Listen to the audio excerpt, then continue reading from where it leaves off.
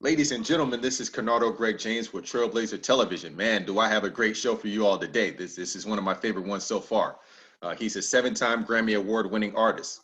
He studied at Princeton. He has worked with Lil Jon, Corrupt, David Banner, and many others. He is also the CEO of music label The Goat Farm, CMG Sunny. Ladies and gentlemen, Sky Keeton, how you doing, my brother? That was quite an introduction. Yeah, I had to get it right for you, man. That was a cool introduction, man. That was a cool introduction. Thank you. I'm Thank happy you to for be here, joining man. us. I'm happy to be here, man, and happy to be able to help any way I can, man. That's Absolutely. what I'm here for. That's what I'm here for right now. Absolutely. We get to the first question. So you started performing at the early age of 5. At what point did you know music was going to be your career? Well, well, being so young, I didn't really know what a career was, but I knew that, after I saw Michael Jackson Thriller and Prince Purple Rain movie, I knew I was like, I want to do this. That's what I knew. That's what I want to do. It's all I thought about. Since that, you remember the time when Thriller and Purple Rain came out. It was around that time that I realized this is what I'm doing. So it was, that's when I realized it, man. I still watch Purple Rain faithfully and Under the Cherry Moon. I had a lot of inspirations growing up, and I just saw what they were doing. I just loved the way it sounded. And I was thinking, like, man, I could do that, what they're doing, and I wanted to devote my life to it, man. So I did, and it worked out for me. Done one great job. But what I had to do is this. What I had to do is this, though. I had to leave the environment I grew up in. I had to take all risk. I had to put my faith completely in God and just say, okay, God, so this faith thing, my grandmother, my mother has been preaching to me about all my life. This faith thing, I'm going to really ride with it, I'm going to ride with this faith thing and step out on faith, as you guys say. I'm going to step out on faith, put all my trust in God. And I did that. And a lot of people talk about having faith, but they really don't. If you really have faith in God, you trust God, and you say, hey, God, this is what I want to do. And I feel like this is what I'm meant to do. If I could put you at the forefront and you guide me through this, I'm going to follow you. And that's the kind of faith I took. And I moved to Atlanta, man. I left my environment. See, we're afraid. We're in a comfort zone where we're from. Everybody's in a comfort zone. Everybody's like happy where they are. They know the area. You have to get outside of that and really have faith in God and follow that. And as long as you're walking on a righteous path, man, you kind of will, God will guide you. Like, a lot of people don't understand that God will guide you if you really put your faith in God. God will. A lot of people say, I don't know, God, this is confusing. And I know it's confusing with all the religious stuff going on and everything everybody's saying, but you have to go with what's naturally embedded in you, because whether you believe in God or not, I mean, you could try to deny it, but you feel God inside of you. I don't give God a name, because he never told me his name, but I feel God. I feel God in me. I feel God. I go outside and I pray to the sun. My day goes better, And yeah, man, I don't want to get all spiritual on you, but it's like I follow it. How a lot of people say, yeah, I hope a blessing come, or I hope a blessing is this and a blessing come this way. Well, see, actually, blessings constantly flow. Blessings are like a river. And as long as you have a pure heart and no bad intentions, then you're walking in that river of blessings. You never have to wait on blessings. All you have to do is walk in a righteous path. A blessing is not God getting you a new home or a new car or some new record deal or something. A blessing is when God allows you to get closer to God. And so the blessings always flow. You just got to walk in the path where the blessings are flowing. And so I did that. And by doing that, I'm blessed. You feel me? That's what it really is, my nigga. I mean, I'm sorry for you saying the N word, but I don't want to give the kids that impression, but I hope they take on the positive things I've said, So man, that's pretty much it. That's what's up. That was a beautiful message right there. You attended Princeton University, a premier Ivy League school. Tell us a story about, how you got involved with Princeton University. That's one of the top schools in the nation, in the world, really. Well, actually, to be honest, bro, you know, I was able to, I wasn't, you know, I didn't get a scholarship there or anything. You know, I didn't do as my mom wanted me to do in school, you know, because I'm from Law, Mississippi, where the educational system is not that great. And I remember then we didn't have the internet. We had like Encyclopedia Britannica, you know, and my mom ordered it off of TV. I remember she ordered the whole Encyclopedia Britannica A through Z, plus the 4 big books that come with it. I read all of them 4 times. I read them nonstop 4 times over, the whole thing. You know, and I feel like I knew everything. And I kind of did. I felt smarter than the teachers at my school. Lance Bass from NSYNC, he grew up with me. You know, me and him was on the same shit. Lance Bass, the one came out gay. Yeah, we grew up together. You know, we was in the same little circle and everything. Like he was on the same thing. Like I felt smarter than everybody. Not to offend anybody where I'm from, but I felt smarter than everybody around me. And to be honest, bro, the worst mistake I ever made, but what was good for me, is the educational system in Mississippi wasn't up to par. I felt smarter than everybody. Like in the 9th grade, I quit school, you know. And I'm gonna tell you this funny story. Like when I realized that I felt smarter than them, like I didn't do the work. Like I would come to school and I was a class clown. I was a popular kid. You know, I protected the less popular kids from the bullies. You know, that was my job in school. I wasn't doing the work. It was too slow for me. And so one time I made straight Fs, man. I made a 15 on my report card because I just didn't do the work. I didn't come to school to do it. I'm not doing it. I told them I'm not doing this. This shit is dumb. I'm not doing it. I didn't do it. You know, and by me not doing it, I got a report card one time. And this is a funny story. I'll be real with you. My report card came back. I had these low grades. It was terrible. And so my mom, the school was like, oh, we think you have mental disabilities or something, like on some special ed stuff. So it was like, my mom was like, oh no, my baby retarded. And it wasn't that. So I saw my mom cry and I was like, psh. When my mom cried, it broke my heart. I'm like, okay, I made my mom cry. So I came back to school the next semester. I was not funny anymore. I was not the class clown. I was not the life of the party. I said, I'm going to do my work. I'm going to show my mom something. So I made perfect hundreds down my report card. Perfect hundreds, 100s on my report card. Every subject, 100. Because I paid attention. Because if you realize school is simple. Everybody act like school is so hard. They give you the information and then test you on it. That's your intelligence that's in question if you can't pass that. You know what I'm saying? Like, they give you the information. And it's up to you to be responsible enough to get this information, to basically regurgitate it to them in your own manner. So it's like, I'm like, Mom, all this is they're giving me the answers. All I got to do is do it. I made perfect hundreds. Perfect hundreds. I don't think anybody in that school but me in the history of that school has ever made straight hundreds in every subject. And I did that. And I showed my mom and she was like, oh my God, you cheated. What did you do? And this teacher that stood by me, Miss Grattan, she was like, nah, I told y'all he was just smart. Y'all wouldn't listen to me, this white lady. She's like, nah, he's the smartest kid in the school. And after I did that, and they saw that I really did it, I made perfect everything. I told them, like, well, I'm glad y'all enjoyed that because I'm not going back. I'm not going back. I just showed y'all that that's nothing to me. I'm going to Atlanta to do music. And I tried to get money raised for me and to go to make this move to this city, and nobody would help me. You know, everybody was like, you don't need to go up there. You're not ready. You're young and woo. And so I caught a ride to Atlanta by myself. And by the time I got here, I had $2. And it was January.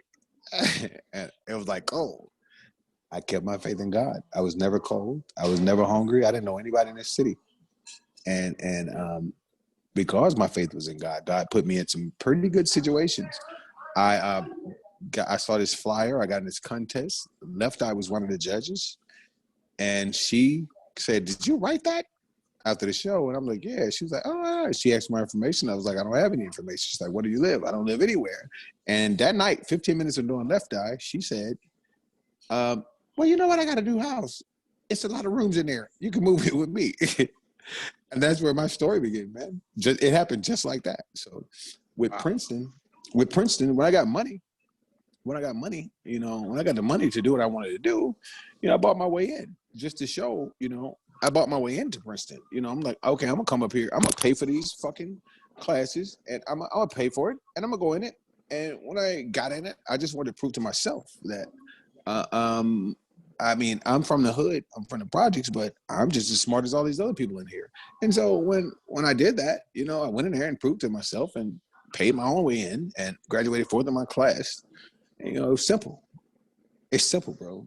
And so I don't want the kids to think, because kids grow up in these environments, and it's drug infested, it's violence, it's crazy. Hey man, I grew up in all that stuff, but I'm gonna tell you something. I was always able to see the beauty in everything. You have to change your mindset. You don't let them program you. You program them. You don't let them program you. You don't let them tell you who you are. You don't let them tell you what your options are. You make your options. So, coming from the projects and from the hood, and I got gang banging brothers and family members and family members that's been, connected to murders and done time in prison. I have all of that kind of stuff. All of that stuff is in there. But I also have an aunt who's from the same place I'm from, and she's the first Black opera singer in the history of the world. Leontine Price. That's my great aunt. It's my grandmother's sister. Like Leontine Price. They talk about her every Black History Month, but she left. Sometimes you got to get out of that comfort zone, man, and move to another level. To move to another level, I don't know where I went with that question, man, but I'm just going, man. I just wanted to let you cook, man. I was getting a little interested. That was a nice little story, man. And I know that you brought up Left Eye, and she meant a lot to you as a person, as a friend. What did she do for you as far as your career? What did she teach you? Well, really, to be honest, bro, Lisa saw something in me that nobody else at the time really saw. She saw something in me, and she saw it, and she knew how to coach it. And she put me with L.A. Reid and Babyface and Daryl Simmons, because they were like, they're saying he's on. She was like, they're saying it, because L.A. Reid and Babyface and them came to her like, who is this kid everybody's talking about you have? This incredible talent that you have or whatever. And they got me, and they felt I was uncoachable, but I respected them so much to when I met them, they kind of drilled me like, but I passed the test. I showed her my skill set was up to par. And she put me in positions to show me who I was. Like, bro, this is who you are. Lisa took me and said, look, Sky, I feel you. I know you're real one and in the streets or whatever. Ooh, I get it. But let me show you who you really are. She showed me that. And it's simple, just an act of kindness, man. Like, a lot of people don't understand that a simple act of kindness, one act of kindness can change a life forever. And that is why we need to learn to be more kind to each other, bro. We need to learn a simple act of kindness. Just her simple act of kindness changed my life. Her simple act of kindness went on to make me a Grammy Award winner, a world-renowned singer, writer, producer. Like, just her being a kind person and being attentive to my struggle, because she came here the same way I did. So you pass the blessing on, man. So, Lisa was everything to me. Lisa's with me every day. I feel her. I appreciate her, and I appreciate God for, I kind of feel like God sent her. I know Left Eye has a big story, but I kind of feel like God put her in my life for my story. So I want to carry her name on forever, man. Next question, though. Next question. Awesome. That's awesome. Yeah, I felt the energy right there, man. She still lives with you for sure. Now, when you speak of a Grammy, man, you won 7 of them. And this is big enough when you win 1 Grammy, but you won 7 of them. Can you remember where you were? Well, the thing was, like, I would say some of my Grammys, I like to tell people that some of my Grammys are by default, because the thing is, my one was with Lamar Obika over in the UK. That was my one. That was mine. That came out of me. But then the other Grammys was like, of course, Lisa had Grammys. Now, at the time when she got these Grammys, like the stuff that she got Grammys for, like, I was writing. You know what I'm saying? So when she got a Grammy, she'd give me one. Like, no, this is yours. You get this. So, you know, she gave me those. So, like, 3 of them came from that. You know what I'm saying? So, you know, yeah, whatever with that. And then a few of them came from one time I had the street mentality, and I was selling songs like as if a drug dealer would be selling drugs. I'm like, hey, you want this song? Like, hey, I like this song. I want to get this song. What would you? And I'd be like, give me 80,000 cash. You could have it. It's yours. And I remember I was watching one Grammy ceremony, and at the songs I sold doing bad business, the songs that I sold to those people, you know, I got like 4 or 5 Grammys in a row. I was like, oh, cool. And then they were nice enough to, like, I'm sitting there watching the Grammys, like, whoa, wait a minute. All of my shit is running the Grammys. You know, I'm like, I'm the king. And, you know, I got Grammys for those. You know, I got the Grammys, like the actual award, like, you know, so I was feeling myself, you know, and really, man, the thing is, it's not so much about the Grammy awards I have. It's any award. I have Soul Train awards, you know. You know, I got MTV awards, MTV Video Awards and stuff. I got a few awards, but the thing is, when I look at those awards and think about that, man, it's like it makes me humble and be more kind to other people, because I don't think that people understand the power of God and what God will really do for you. Like, people, the world is going so crazy that people have doubts about even believing in God, and they don't believe it's real. And it's the craziest thing to me. I'm like, y'all don't believe it's a God, man? That's crazy. That's nuts, bro, because he's there. Or she. I think God is personally a girl. Hey, You know, I feel you. God has to be God has to be a woman, because you have to think about it, man. You have to think about it. Like, think about this. Think about this. Just think about this. Men, we're idiots. We're idiots, bro. Like, if you think about it, we're really idiots. We'll go to war over our ego. We'll start wars with different countries, warring World War III and IV over egos. Over, you're not going to handle me like that, and you put everybody's lives in jeopardy because of your ego. A woman, if we allow women to rule the world, you got to think about it. If you allow women to rule the world, first of all, before they go to war, what's the first thing they're going to think about? The children that may be harmed. They're not going to do it. They're going to think about the babies. They're going to think about clean living. You know, what do women do? They don't like they don't like messy areas. They keep it clean. They're going to keep it clean. They're going to make sure they watch what the babies eat. They're going to make sure they protect the babies from harm. If women rule the world, bro, the world will be a better place. I'm telling you. Men, we're not prepared to rule, bro. We're not even prepared to rule our households. Wow. We can't even keep our carpet clean. This is true. You know what I'm saying? So I personally think, if you look at the traits of a woman and the traits of a man, I think that God is a female, bro. They say God created man in his own image. I mean, women create us through their own image, literally through them, because there's nothing on this earth that could be born if it doesn't come through a mother. You can be born without me. I can be born without her. That's facts, man. That's facts. So I think God is a girl. She's the mother of all things. Like, all the beauty and everything, bro. The beauty in any real man knows that the beauty in anything really comes from a woman. Ultimately, women make everything beautiful. So I think that God is female, bro.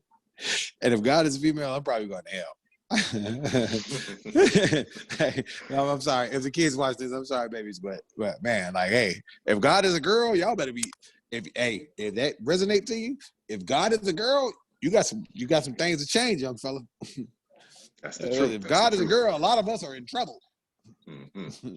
Yeah, Yes. man. But I got you, man. My next question is, you actually have a music label, the Goat Farm. Tell us a little bit about that. What was the inspiration about that, and what made you want to actually run your own music label? Well, the Goat Farm stands for the greatest of all times, finally accumulating real money.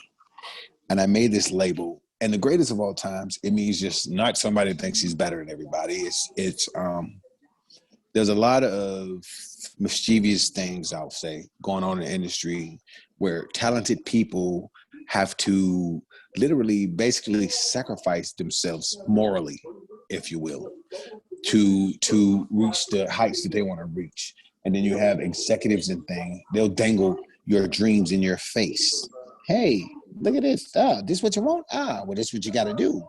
So I saw that, and I had to take the long route because I wasn't with it. I'm a man of God, so I wasn't with those things. And I started to study and say, okay, why is everybody trying to get to these major labels? What is it that they have that everybody's trying to get to so bad? And I studied it, and I Frank Lucased it, like, okay, let me see. I'm going to get everything they have, and I'll make my own label. And I will give the children an opportunity that deserve one, that are talented, and they want to go through all the mishaps, selling their souls, if you will, and it's not literally like you bring your soul in a grocery bag and sit it on a table. It's not that kind of thing. It's different things. And so if you do the research, if you're interested in something, stop being lazy. We're in the generation of information. So do the research and learn. Really see if you really want to do it. If you really want to do it, and excuse my French, but you're bullshitting if you're in an age of information and you do not look into what you're trying to do. You want it to fall in your lap? It's not going to do that. Research it. It's all kind of different. It's all kind of different. I'm sorry, I got a phone call. It's all kind of different levels of information you can go for and learn it. Learn it yourself. Do the work, and it'll pay off. It'll pay off gratefully. I just made my own label, man, so that nobody could tell me what to do with my label. I can do anything amazing labels can do. I can put you on TV, on the radio, all over the world. I can do it myself now.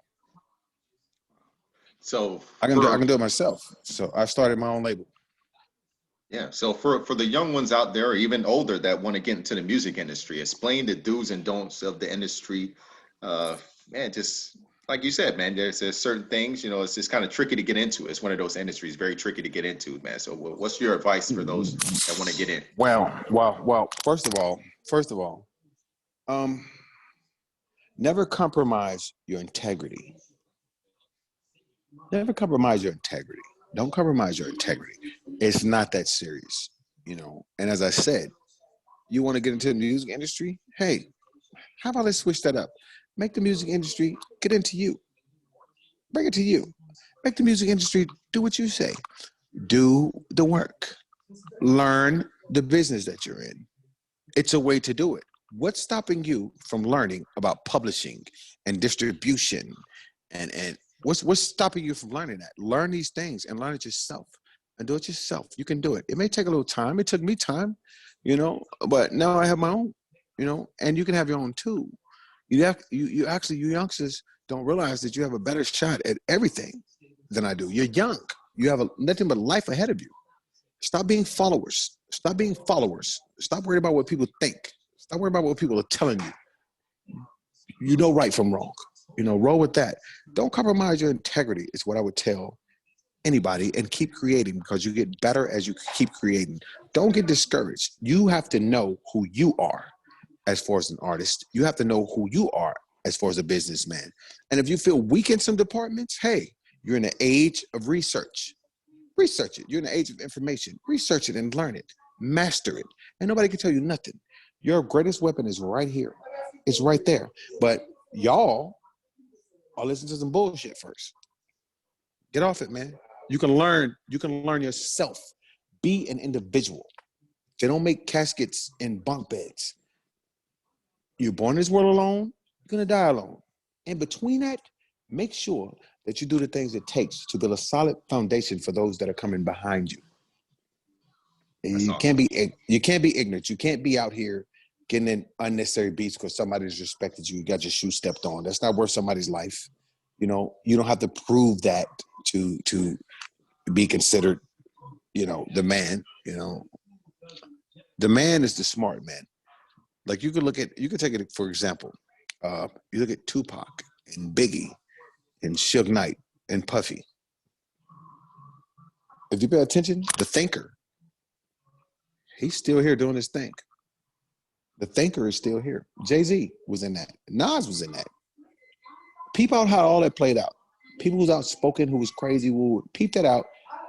Look at the ones where you say, "Oh, this weak nigga. Oh, he weak. Woo woo." The ones you call weak back then, the ones we call weak back then, they're still here, and they're thriving because they were thinkers. Think, man. As simple as that. Think. And my main thing will be never compromise your integrity. Don't compromise your integrity, man. It's not worth it. You know, I have friends that started out with me that have hundreds of millions of dollars right now. But and not to be so harsh, but I mean, I won't say their names or anything, but these same guys, you know, they see me now with my own label and they're still on those labels. You know, they have wealth and all this stuff and families and everything. But one thing is in the back of their mind, they compromise their integrity, if you know what I mean. They went there. They allowed somebody to compromise their integrity and their manhood to be where they are. You know what? I sleep good at night knowing that I made the right decisions and I kept God in my life. Nobody's in charge of my life. No executive is going to determine my fate. You know, I keep God first, and so that's why I'm here and I'm thriving right now. I'm here and I'm here and I'm thriving right now. And everything's going well because I keep God first. Stop being scared of God, man. They be scared of God out here. You see cats to be scared to pray. Like, oh man, you know, some people in relationships with people. Man, stop calling my phone, bro. Some people are in relationships that they're unhappy and they wonder what's wrong. You've been in a relationship with a person for 5 years that you've never actually prayed with. You never actually prayed with this person. You never seen them pray. Bro, I would never be in a relationship for 2 months with a person that I've never seen pray. Like, it's weird. Isn't it? Yes, yes, it is weird. I have to agree with that, man. So yeah. It'd come off a lot better if you learn to. A lot of couples, I don't mean to get into couple thing, but a lot of couples would be better off if they prayed together. And they don't. And wonder why, if God is not the head of your relationship, who is? Think about that. Amen to that. Amen. Right, Amen. Right. So, man, tell the people where they can follow you on social media or what platforms they can reach out to. Well, you know, my social media is not really like this super duper cool thing because I don't really I be on it, but I don't not like that. Like, you see my social media, you'll probably see me being silly sometimes, see me with my kids, see me bloviating, you know. That's to say, bloviate means sometimes I speak nonsense. You know, not like this, what I'm talking about now, but my Instagram is my personal thing. So I have some business stuff on there. My Instagram is my personal thing. But if you want to get in contact with me, it's SKY_KEETON. Sky_Keeton. It's my name with an underscore between it. That's what my social media. It's one that has. It's two. I have 2 of them, but the one is the one with the most followers and stuff on it. So you can follow me on there. I also have the goatfarmmusic.com. I have the goatfarmmusic.com. I have that as well. Where you can go on there and order merchandise and see some artists. It's not really, I don't think it's a dope website. I'm getting it redone right now, but you can reach me at that. My Facebook is my name, Sky Keeton, SKYKEETON. And again, on my social media, I'm doing me. So if you see anything offensive, I'm trying to teach, and maybe I need to teach it to you harshly. Amen. You know, Amen. so, you feel me? So that's kind of the thing, man. Yes. Ladies and gentlemen, Sky Keeton, man, I really enjoyed this interview, man. Thank you for joining us today. Man, thank you for having me, man. Shout out to Smooth.